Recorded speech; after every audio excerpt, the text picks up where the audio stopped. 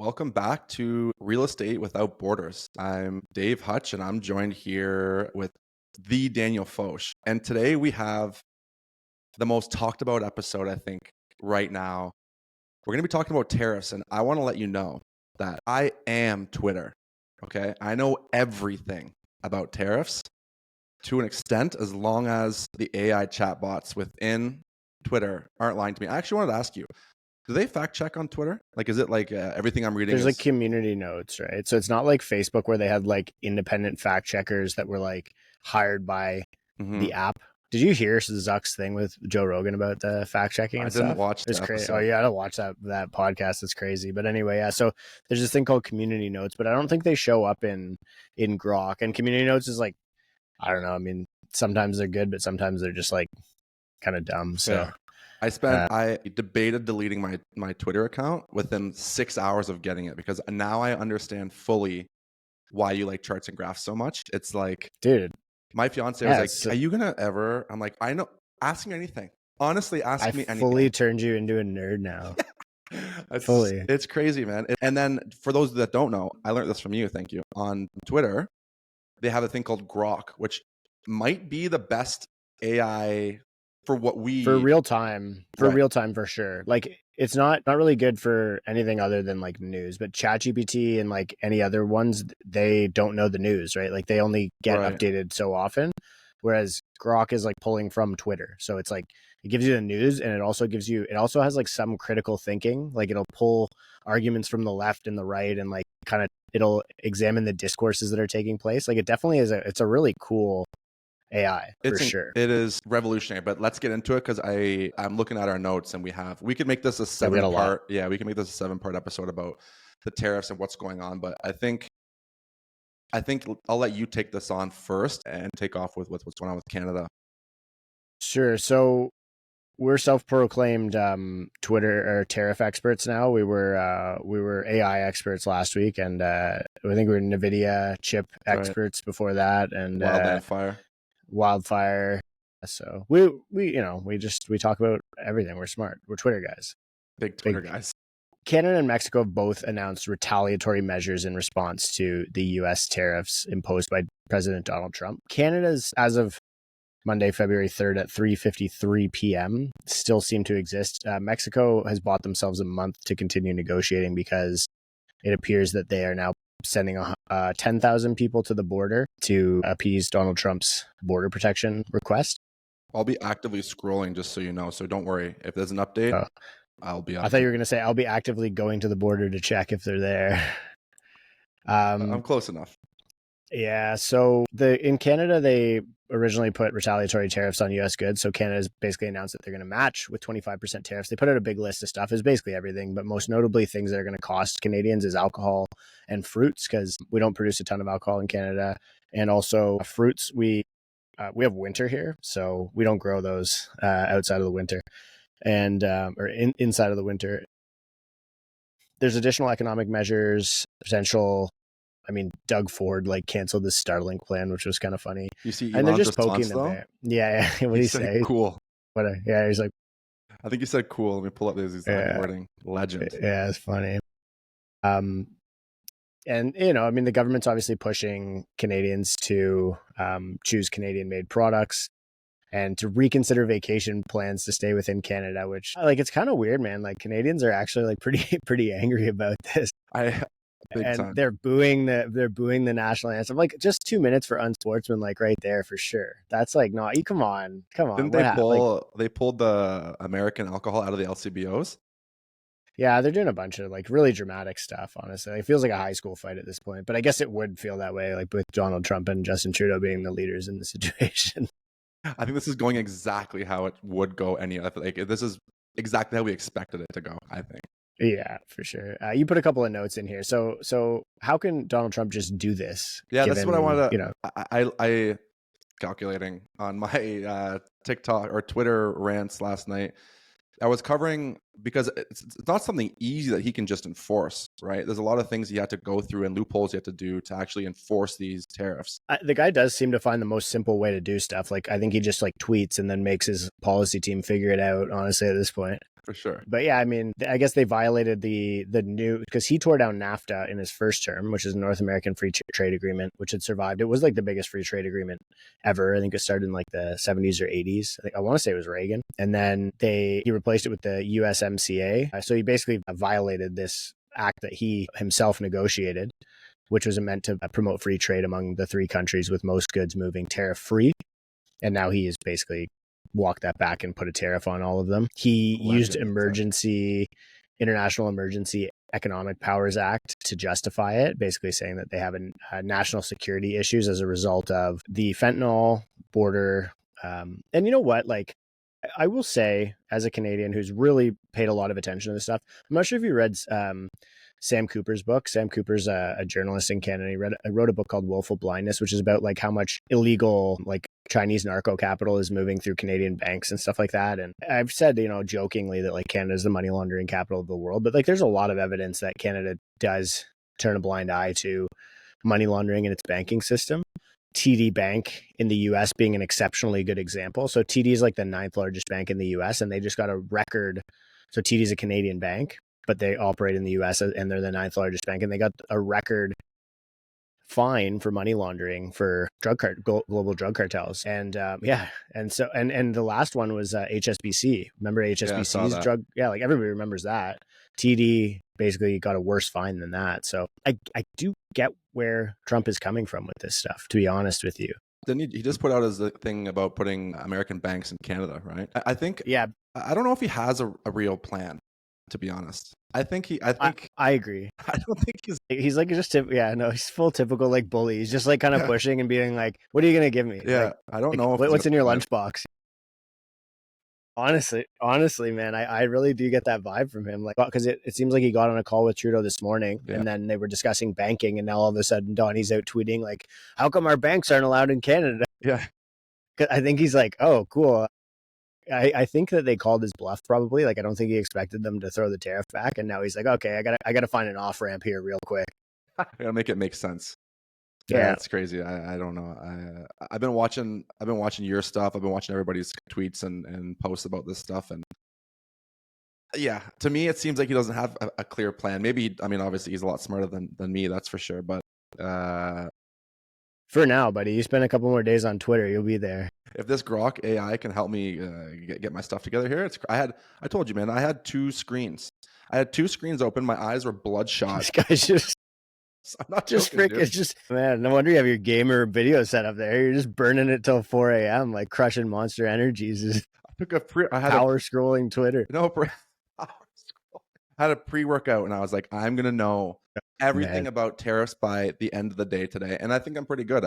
I got it all sorted out here. I even added some notes for you. So tell me what you learned. Yeah, tell me what you learned. I mean, don't call me out like that. I don't know much about tariffs, dude. I'm new here. I was an AI expert last week. I just switched careers. I'm just a realtor, all right? Let's just put it that, okay? I'm not an economist by any means, but I learned that maybe we should back it up here, because let's do it. What is a tariff? Because I've seen a lot of TikToks that are hilarious, and thank God they didn't come up to me with the microphone, on the street, because I'd look like one of those people. But I don't think most people know who's the one actually paying the tax.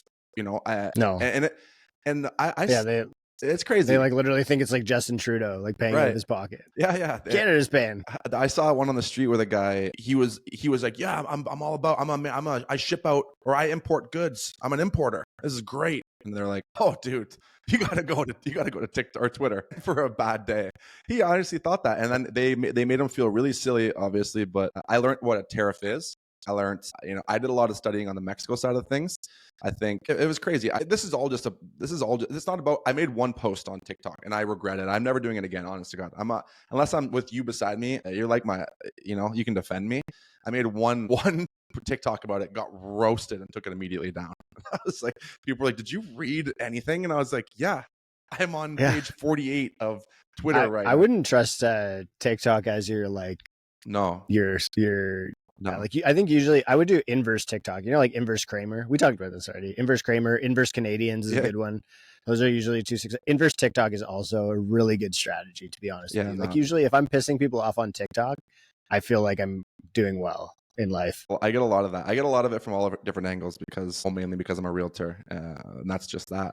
Well, you're like finance Chad, like you're like handsome, tall, jacked, like Yeah, I'm very unlikable. lives in paradise, like good But I'm such a nice relationship. guy. I get it a lot that I know. people mislabel me. It's kind of rude, actually. Yeah, I think that's an ism. There's an ism in there. Some Chadism, I I think feel they called offended. that. I'm honestly pretty offended by it.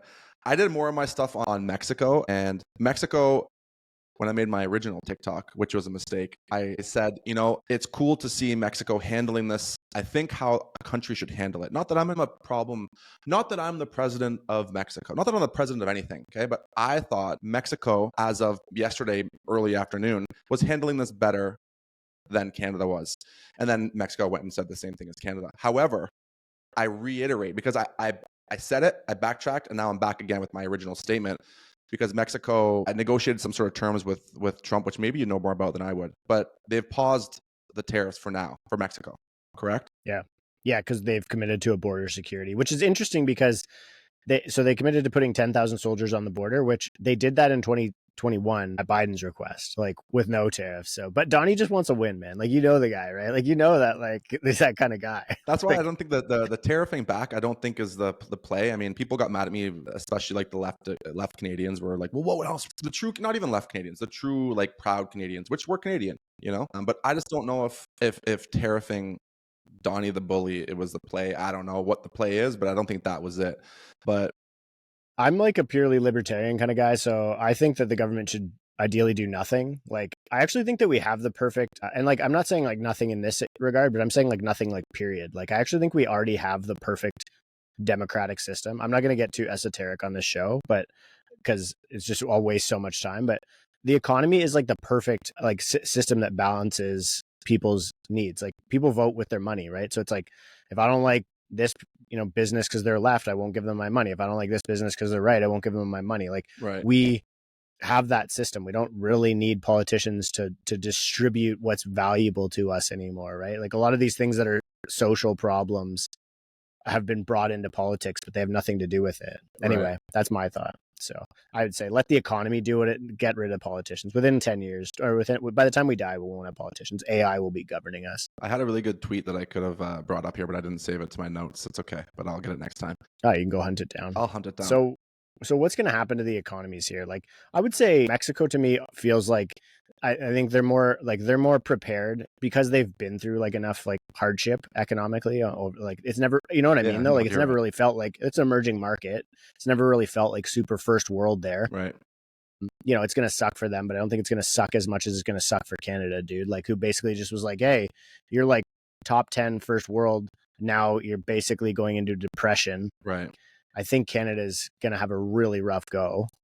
Well, what was that? There was that one tweet that came out. I think you sent it to me. How many businesses are now up and leaving and looking at exploring the operations in the U.S.? Yeah.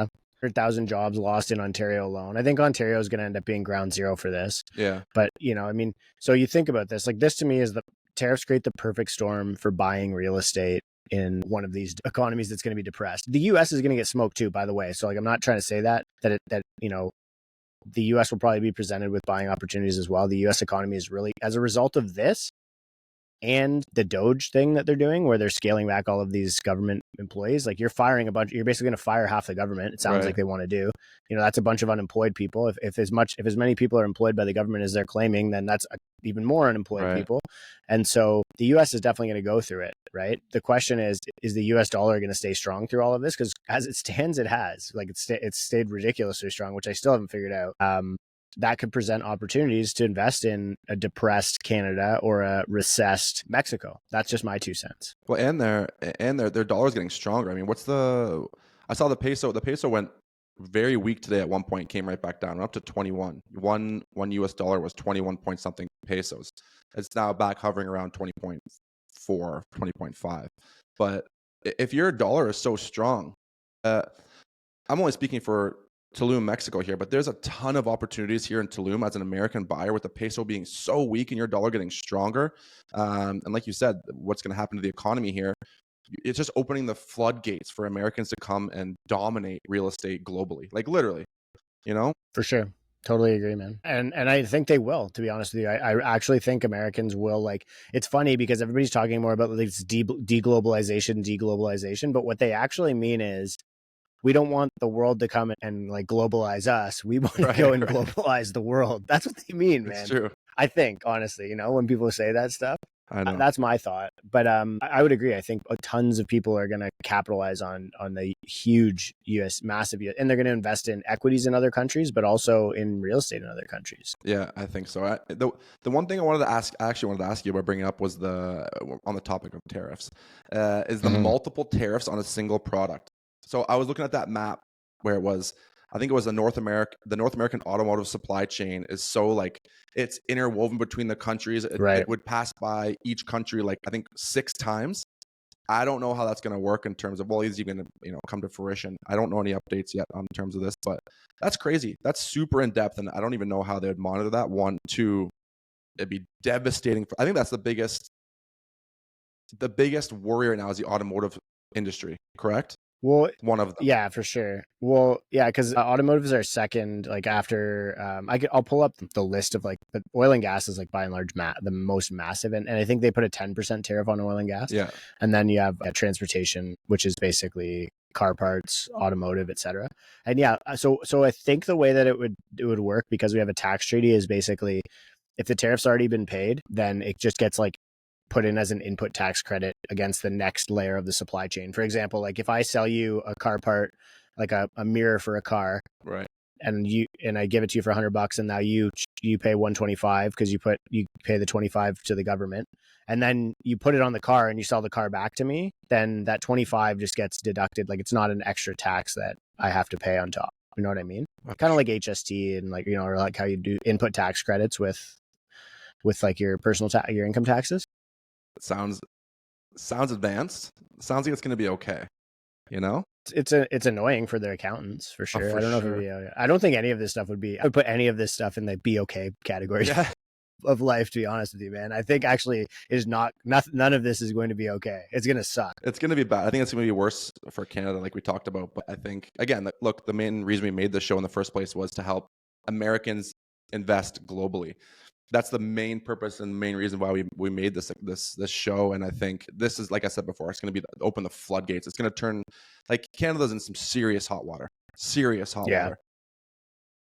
Yeah, my biggest prediction of what happens as a result of this in Canada is that the Canadian government, either Trudeau or Carney, who's probably going to replace him. So there's a couple of things. So number one is I think that they're going to get rid of the foreign buyers ban. I think that that's probably will happen within the next 6 months.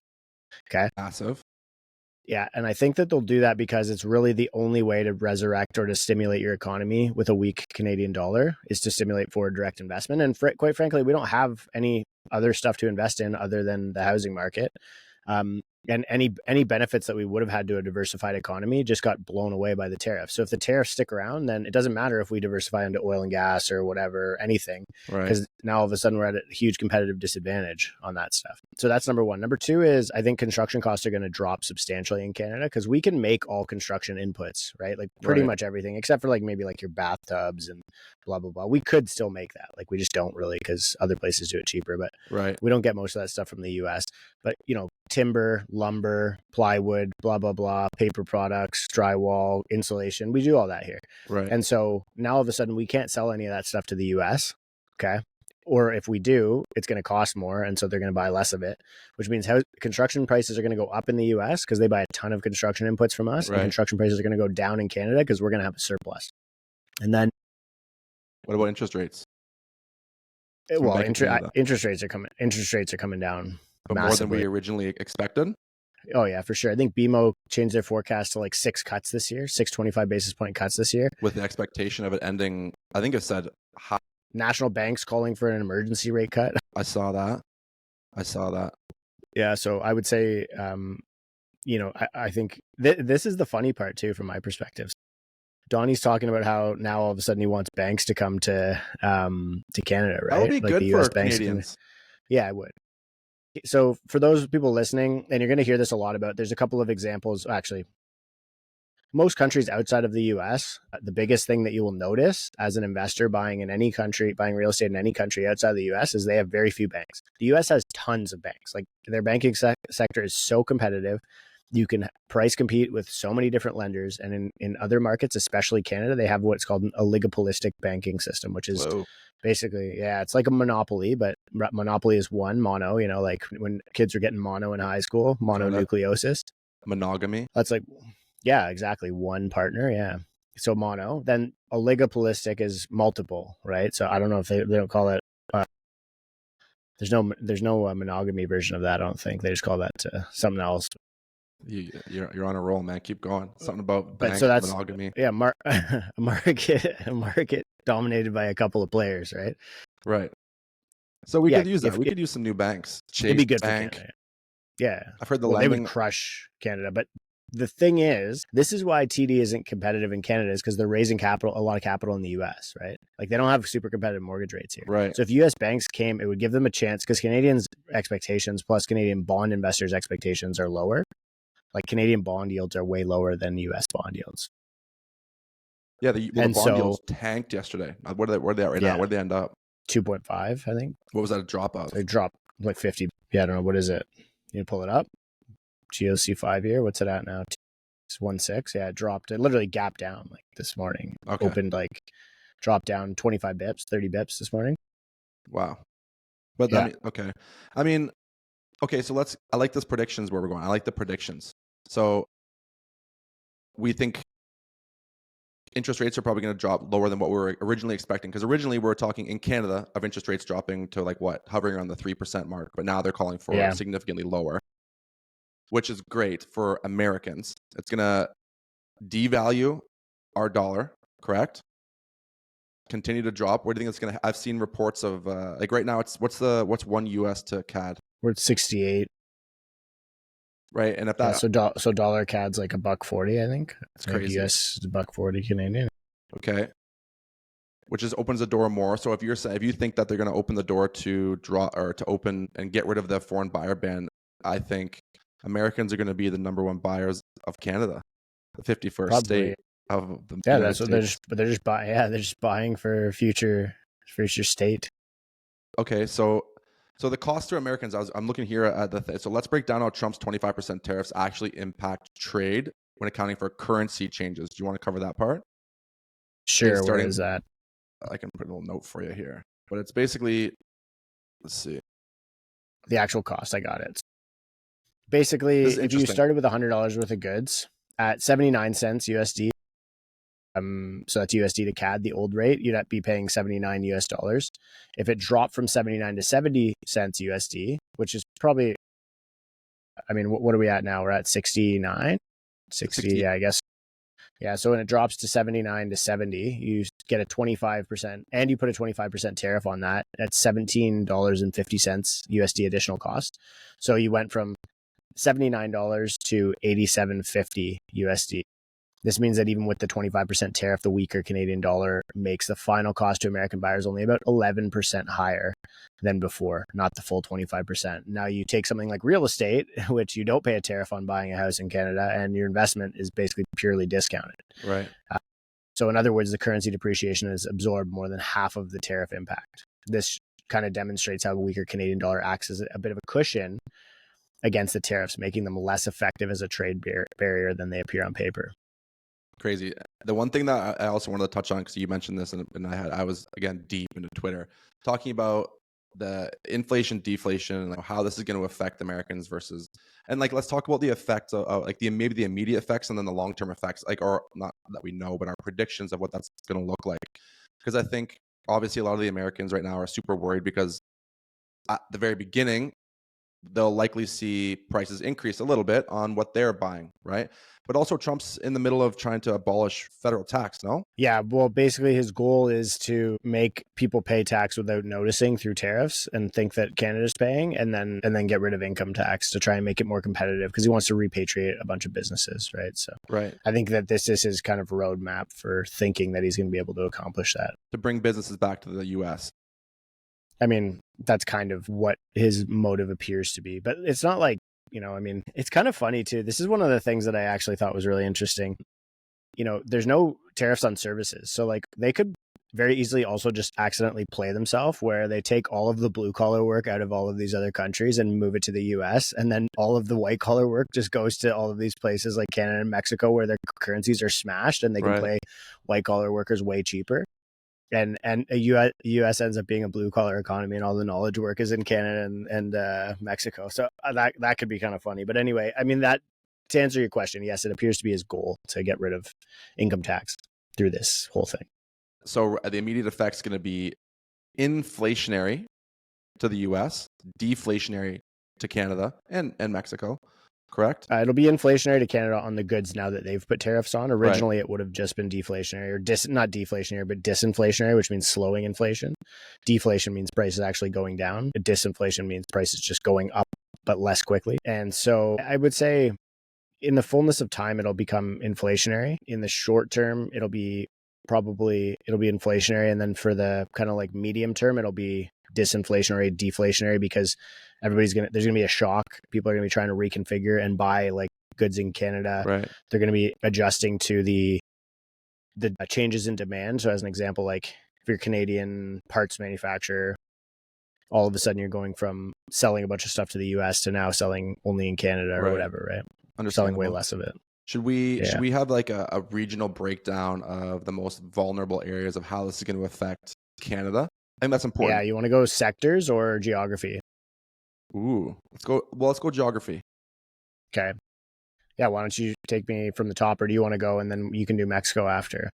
Yeah, you take Ontario away. Ontario is going to feel this the most, and I think you're going to nail this. Yeah, I would agree. Yeah, so Ontario's a ton of auto sector, right? So you got Windsor, Oshawa, parts of the GTA, all very dependent on manufacturing parts production. That whole corridor would obviously feel significant impacts. Alberta, I was listening to there's a podcast out of Canada called the Looney Hour. Steve Saretsky, I'm not sure if you know him, but they had Daniel Smith on there. And I was originally felt that Alberta would feel it pretty hard, but it seems like they probably won't feel it as bad. Why is that? Because oil and gas is only, or like oil is only tariffed, I think 10%, and I don't think there has been really any changes to that. So because like the US isn't obviously going to take away their the one thing that they buy more from us than anything, right? That's why I thought like if the government was really wanted to screw them, they could have put an export tariff on oil, right? But that would be like total trade war. I think we're pretty much there, man. I think we're pretty close. Yeah, we're pretty close. But the energy sector, okay, so like Calgary, Fort McMurray, Edmonton, you think it's not going to be as bad as originally anticipated? I did notice, I saw that one post on Twitter. The main oil line that was not complete in Canada from the West Coast to the East Coast actually cuts through the US. Do you see that? Yeah. Yeah, the one that goes like into Quebec or whatever. They all do. Every single one goes into the US. It's not like we could even do anything about it, really. Right. So we're kind of pigeonholed. We kind of pigeonholed ourselves in Canada quite a bit. For sure. To be honest. Yeah. Quebec, the aerospace industry concentration. Quebec has an aerospace industry concentration. Tons, yeah. Bombardier. Okay, right. I was thinking astronauts, man. I'm not gonna lie. No, not that stuff. big. The French are in big. Texas. Big space people. The French are big. All my French listeners, I didn't know you guys were big into space. Me too. And then Atlantic Canada, the region's significant food production, seafood processing industry can be impacted, obviously, affecting coastal communities and major processing centers. Okay. Now, vulnerable areas in Mexico? Yeah. Tell me about it. I don't know. I can't even say any of these things. You've been practicing your Spanish, so. I go to school twice a week, and I still can't get it, man. The Spanish as a language, I can understand it now, which is actually kind of cool. I can understand when people are speaking Spanish to me, but speaking back and forming a sentence, not my strong point. I sound like a baby when I speak anyways. So the northern borders, I get by. The worst part is sometimes I sound really convincing about it, and then they think I speak mucho Espanol, and I only speak poquito Espanol. And then they look at me like I'm an idiot, and I know keywords, okay? Keyword, that's all. That's it, yeah. I can get by. So the northern borders. Deal. Yeah, price. Sold. Yeah, it doesn't work like the real estate world here is a bit different. The northern border states, Nuevo Leon, Chihuahua, that's actually close to here, but Baja California is like the west. I just know Chihuahua from the dogs, obviously. Yeah, no. That's the depth of my Mexican culture. I'll clean up the floor here on this one. But Baja California is on the other side. When I actually first moved to Mexico, I thought It was very small, very big country. If you would know this better than I would. I mean, it's a massive country. Yeah. Yeah, I'm a big map guy, so yeah, definitely New Mexico is pretty large. It's a high concentration. I'm not even going to say that word of manufacturing plants, but I think the northern border states are huge in the automotive industry. So that's obviously going to be maquiadoras. You gotta add that. There you go. Yeah, that's right. I can't do it. You know what? Actually, on that note, I noticed it was the Cadillac converter is the one that's the specific part that goes back and forth in the U.S. like 6 times. Catalytic converter. Cadillac converter is what converts your GM into a Cadillac. Catalytic converter, dude. People steal those like crazy. Yeah, they're huge. here right? Yeah, in Canada. Yeah, they're worth a lot of dough. Yeah. I don't know about that. So for those of you who are listening, thinking about investing in Canada, one thing that is worth noting about Canada is we have a lot of auto theft, like the most. I had one stolen. I had my Range Rover stolen. And they basically told me, you know what, Canada is a great place though to invest. If you're looking to invest, it's great. It's just don't get a Range Rover.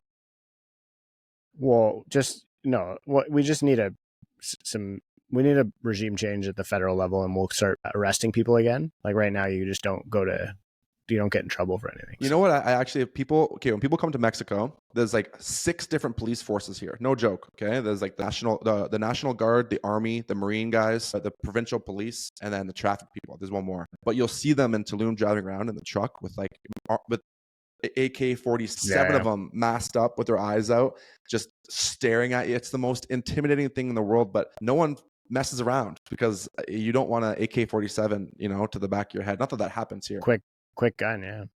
People are very friendly, and people don't really do anything crazy because you see them rolling around all the time. And I know that it may look intimidating, but honestly, I think I prefer a heavier police presence than zero police presence. Am I wrong? Yeah. Maybe not with machine guns. Maybe not machine guns in the eyes covered. Canada seems to be doing the defund the police experiment, and it's not working. I'll say that. Yeah, exactly. Okay, the regional areas of Mexico. Okay, we got the northern border states. They're the manufacturing, the automotive industry. You got the central industrial hub, which is like Mexico City, Puebla. You don't know that one, which is also big into aerospace industries, like our alien friends over in Montreal. The agricultural regions like Sinaloa, those places you don't go to. Guanajuato, fruits and vegetables. Just sounds like a place that fruit would be from, for sure. If they tax avocado toast, Americans are going to lose their mind. What are you gonna eat for breakfast? You know what? Though, on that note, when you come to the grocery stores in Mexico, you walk into the grocery store and it's like the most colorful, beautiful. Oh, dude, it's crazy and super, super cheap. Then you have the Gulf Coast region, like I'm not going to say that one, Veracruz with their ports and energy infrastructure, and then the tech hubs. Did you know there's a tech hub? Well, I did not. Did you? Yep. For those of you I did not. Areas like Guadalajara, which is hands down one of my favorite places to say. Guadalajara. Guadalajara is like the Silicon Valley. That's a good. Dude. That makes it like that's a very important metric right there. It ranks, enjoyment of saying it. It ranks top one of my favorite Mexican words. Do you have fun saying it when your friends ask you where you bought real estate in Mexico? Guadalajara. Yes. Yeah, it's but it is. I've been to Guadalajara. Funny enough, they have a beautiful airport, and I've been outside of it very briefly. And it's like very. Have you been to Mexico City? No, I haven't been to Mexico. I know. Never been in Mexico. No, never been to Mexico. Sounds good. Yeah. See, I'm almost like, my thought though is like, if these economies actually get like super depressed, you could actually see the U.S. Companies start offshoring labor over there. Like you can already buy super cheap Canadian engineers for like a tech company, as an example. Like Toronto has like the one thing that Toronto has done really well is like they figured out how to make everything super expensive and also pay people nothing. I think, honestly, I don't know how they've done it. Like, I think everyone's just depressed there and feels like they're on a hamster wheel, to be honest. Like, that's kind of, but that could be an outcome here, right? I know it sounds crazy, but like, it's not unheard of for all of these tech companies to start like Canadian offices. Like, services are not subject to tariffs. So you could actually see Canadian companies just start producing more in the service space, and a lot of US businesses start moving there. As if 500,000 people are looking for jobs in Ontario, right? If I'm Meta or Amazon, I'm like, yo, let's go over there and hire all those people. Right. Meta's texting especially Amazon if they're about Guadalajara. Yeah, exactly. Dave's going to try and sell them some airports in Guadalajara. I gotcha. Whatever you guys need. So Mexico has emerged actually as a significant hub for electronic vehicle manufacturing, which is leveraging its established automotive industry.